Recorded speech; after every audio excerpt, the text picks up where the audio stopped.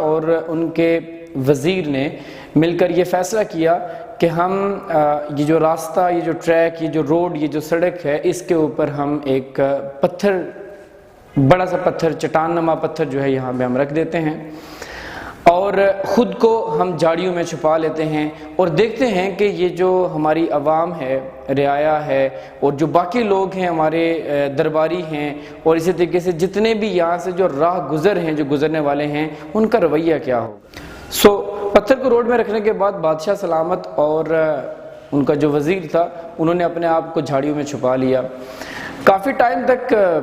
بیٹھ کے آبزرو کرتے رہے، مختلف قسم کے لوگوں کا وہاں سے گزر ہو رہا تھا۔ کچھ تجارت کی غرض سے گزر رہے تھے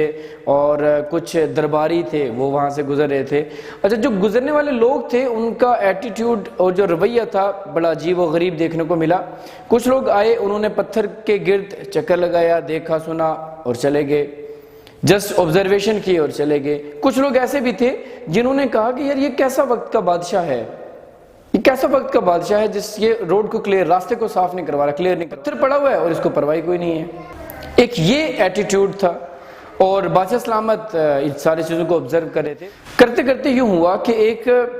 پھیری والا وہاں سے گزرنے لگا، اس نے اپنا جو سامان تھا، سبزی یا جو بھی وٹ ایور تھا، اس کو وہ لے کے وہاں سے گزر رہا تھا۔ تو پتھر کے پاس جب وہ پہنچا تو اس کے دل میں خیال آیا کہ یہ جو پتھر ہے اس کو یہاں سے ہٹانا چاہیے، راستے میں ہے یہ، اور یہ لوگوں کے لیے دشواری اور تکلیف کا باعث بن رہا ہے۔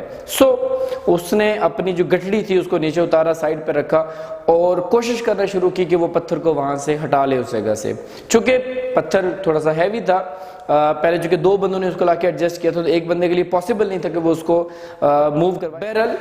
وہ جو پھیری والا تھا اس نے سم ہاؤ کوشش کر کے، کاوش کر کے اس پتھر کو ہمت سے، حوصلے سے روڈ کے سائڈ پر کر دیا۔ اور پھر جب وہ واپس ٹرن لینے لگا، واپس مڑنے لگا، اپنی گٹھڑی کو جب اس نے اٹھایا تو اٹھاتے ہی اس کی جب نظر پڑی پتھر والی جگہ پر تو اسے ایک وہاں پر والیٹ، ایک بٹوا وہاں پر اسے نظر آیا،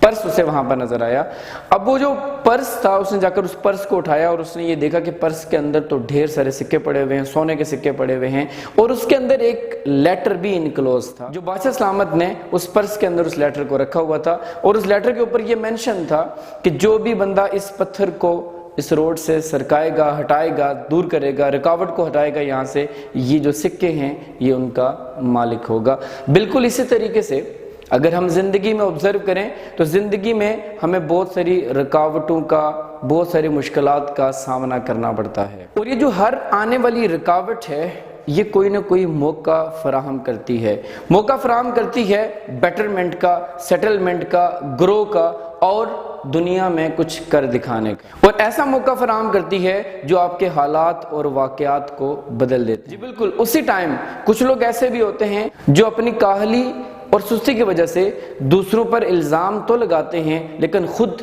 کچھ کر دکھانے کا جذبہ نہیں رکھتے۔ جبکہ دوسرے اینڈ پر اگر آپ دیکھیں تو کچھ لوگ ایسے بھی آپ کو ملیں گے جو رحم دلی سے، خوش اخلاقی سے، خوش اسلوبی سے اپنی خواہشات کو پانے کے لیے ہر وہ کام کرنے کی کوشش کریں گے جو ان کے راستے کے رکاوٹ ہوگا، ہر اس اپرچونٹی کو اویل کرنے کی کوشش کریں گے جو ان کو نظر آئے گی۔ اس لیے خیال کیجئے گا،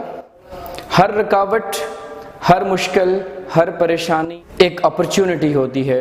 اور وہ اپرچونٹی ایسی، وہ چانس ایسا کہ اگر آپ نے اس کو اویل کر لیا تو زندگی میں کامیابی اور کامرانی آپ کا مقدر رہے گی۔